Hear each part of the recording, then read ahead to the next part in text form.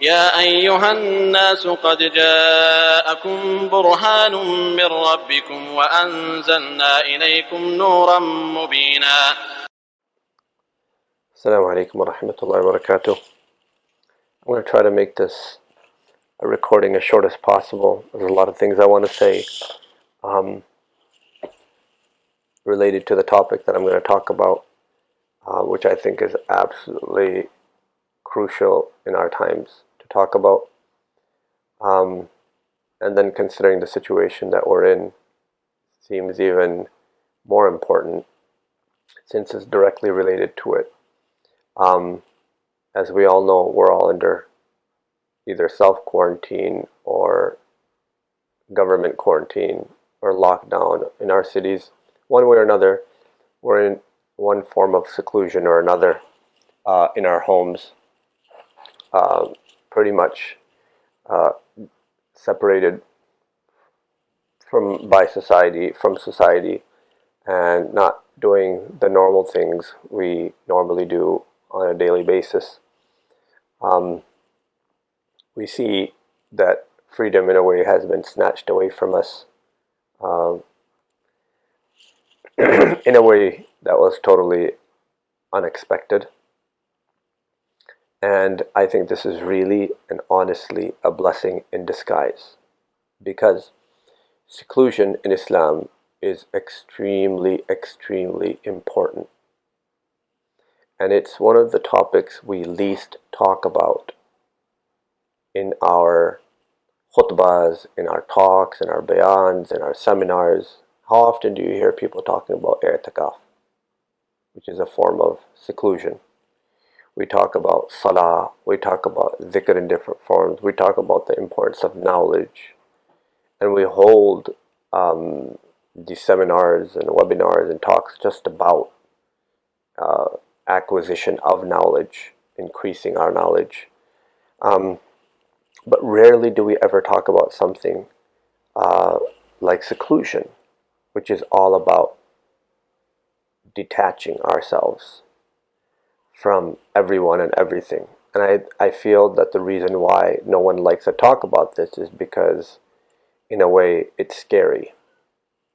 We live in a country that's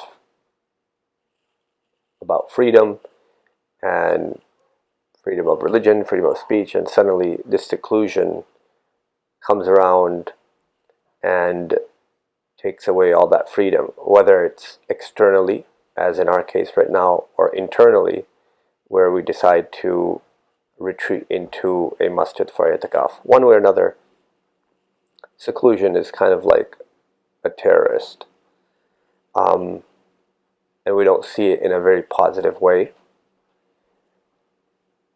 I think we need to change our minds on that, because if we look at it from a historical standpoint, before Allah subhanahu wa ta'ala revealed the single ayah of Quran Kareem, before He taught Rasulullah sallallahu alaihi wasallam about his remembrance, the different forms of dhikr of Allah, or about any other form of worship. Consider the other four pillars of Islam. You have prayer, fasting, hajj, zakah. That the first thing that Allah subhanahu wa ta'ala made beloved to Rasulullah sallallahu alaihi wasallam was seclusion. The hadith of Tirmidhi narrates, حُبِّبَ إِلَيْهِ الْخَلَى, that khala, meaning solitude, was made beloved to him. That is, Allah subhanahu wa ta'ala inspired Rasulullah sallallahu alaihi wasallam to go into seclusion.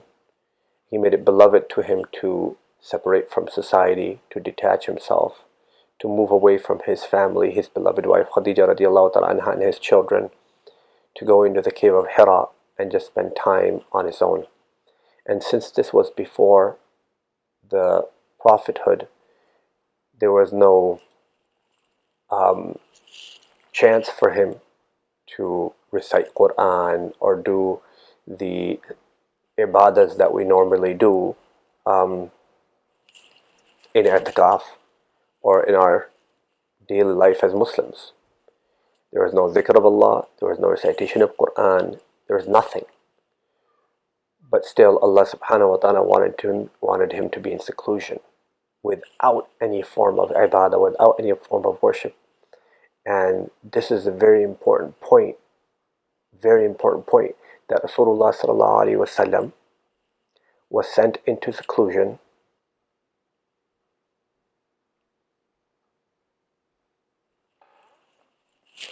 Rasulullah sallallahu alaihi wasallam was sent into seclusion even though he did not know how to do ibadah. The point here is that the purpose was not ibadah. The purpose was not to connect with Allah subhanahu wa ta'ala. The purpose was essentially the opposite, to disconnect. To disconnect with everyone. To disconnect with everything. To disassociate himself. To disengage. To understand the ephemeralness of life. A person can only understand the reality of the world once you're outside of it for a little while. When you're engaged and you're busy, it's very, very difficult to see life objectively, and to see even your own life objectively, where you are, where you're headed, where you're going, how your relationship with Allah subhanahu wa ta'ala is. But as soon as you pull back a little bit and just spend time on your own, you get to disconnect and you get to look around and you say, something is really not right here. And so this was the purpose why Rasulullah sallallahu alaihi wasallam was put into seclusion, was to disconnect. There's a second point I want to make, and I'll end this recording with that. Very essential point, and that is sorry about that. And that is that seclusion was made compulsory upon Rasulullah sallallahu alaihi wasallam even before any of the ibadahs. I had mentioned that earlier. Why? Because in order for us to connect with Allah subhanahu wa ta'ala, we first have to disconnect with everything else. This is the second point.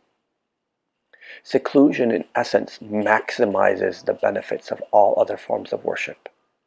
In order for us to benefit from recitation of Quran, from dhikr of Allah subhanahu wa ta'ala, from any other type of ibadah, we need to go into seclusion and just to disconnect.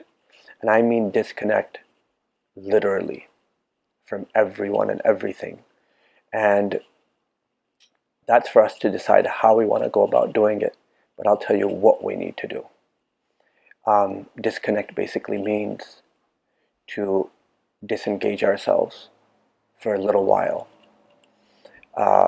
Social media, forget social media, the cell phone altogether, the laptop, any form of device that you use to connect with people. So all form of communication technology should be completely cut off. And we need to be physically also disconnected with people around us, as Rasulullah Pak sallallahu alaihi wasallam was in the cave of Hira, just to get ourselves oriented to our reality. We need to get recalibrated, I think is the correct word. We need to recalibrate, because we're so lost, so sucked up in the dunya, we have no idea where we're going. We have no idea where we're at. We have no idea how our connection is with Allah subhanahu wa ta'ala. That's a great big loss. We've even lost the concept of introspection, which is vital to building a connection with Allah subhanahu wa ta'ala. We have no time for introspection because we're always busy. We're always connected. We're always connected. And so this, as I mentioned earlier, is a blessing in disguise. This quarantining, this lockdown is a blessing in disguise. Take time out, just rethink.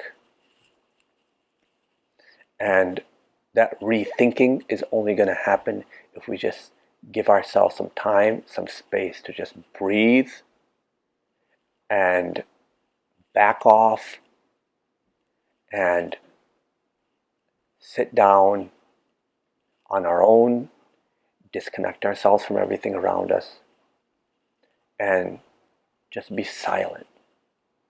I'm not saying meditate, just be silent and be comfortable with ourselves without having anything engaging us, any type of external stimuli keeping us busy. This idea of boredom is such a scandalous word. It's such a dangerous word. It shouldn't even exist in our vocabulary as Muslims. It should not exist in our vocabulary. A Muslim shouldn't believe in boredom. Every time we're alone, Allah subhanahu wa ta'ala is around us, we should be connected with Him. But since we always believe in being productive and being busy and engaged, the minute we're out of that zone, we get bored. So if we're not talking to a friend, or we're not tweeting, or we're not on Instagram, we're playing video games. We're not on video games, we got a novel we're reading. We're not a novel reading, we've got a friend who comes over. It's just constant, and we don't want to die in that state, that we're just connected with people, because the more connections you have, remember, the more connections you have, the harder it is going to be to leave this world. And the harder it is going to be to leave this world, the more painful death is going to be. And the more painful death is going to be, that means there's less chance that our khatima will be on iman.